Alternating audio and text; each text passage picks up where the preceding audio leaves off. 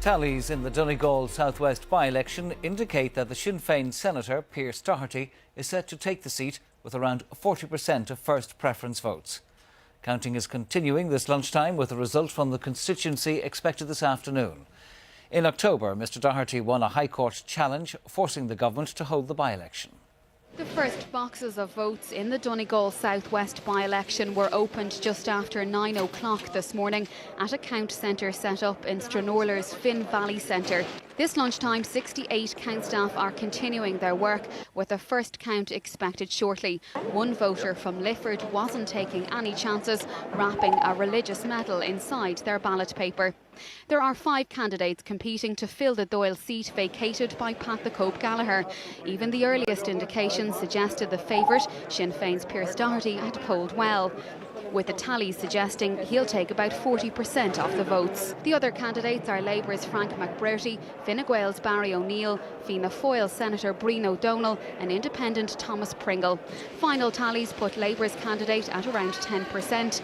Fianna Fáil and Fine Gael are so far polling neck and neck at around 20%. A result from the constituency is expected sometime this afternoon. Laura Whelan, RTE News, Stranorlar, County Donegal. Well, for more on this, I'm joined now by our Northwest correspondent, Eileen Magner.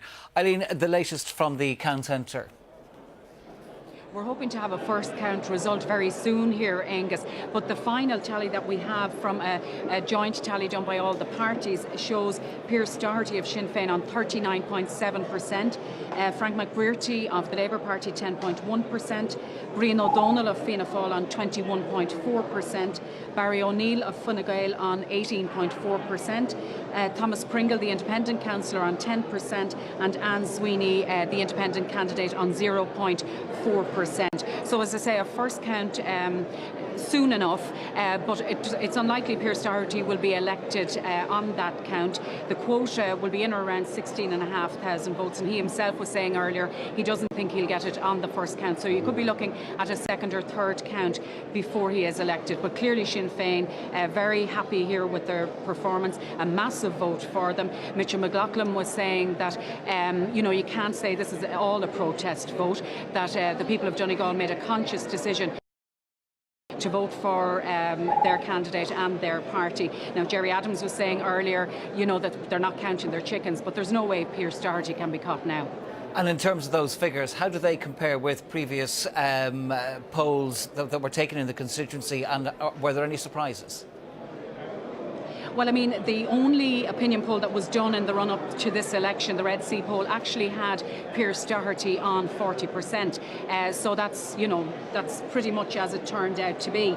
Now, as I say, Fianna Fáil and Fine Gael are close enough. There's not much between them. The Labour Party haven't done as well as they expected to. They're obviously a bit disappointed about that. But having said that, they've come from a very low base in this constituency. Traditionally, there isn't much of a Labour Party vote here. In the last election, they polled about 3%. So they're up to 10%, but they would have expected to do a lot better given the current climate and the way opinion polls are clearly swinging towards the Labour Party. So there'll be questions asked about that, and I'm afraid the dreaded word recount or recheck is already being buttered by the Labour Party as a possibility in this count here. Eileen, thanks very much for that. Well, our political correspondent, Dave McCullough, is standing by with more. David, Pearse Doherty had always been the favourite to take the seat, so not much of a surprise there, really. Well, it's not really, Angus. He is a very strong candidate. It's a good constituency from Sinn Féin's point of view. There was already a strong base of support there. And as you mentioned in the introduction, it was him taking the High Court case that forced the by-election to be held. So I suppose in a sense, people perhaps felt he deserved a good vote as a result of that. So it's not really a surprise, but think for a moment about the history of this. We shouldn't let those factors blind us to the historical significance of this. The last time a Sinn Féin candidate won a by-election to the Dáil was in 1925 when Eamon de Valera was the party leader. So it really is quite a turn up for the books. It'll be a big boost for Sinn Féin going into the general election. You can't extrapolate from a by-election to what the general election results nationwide are likely to be, but certainly a big boost for Sinn Féin.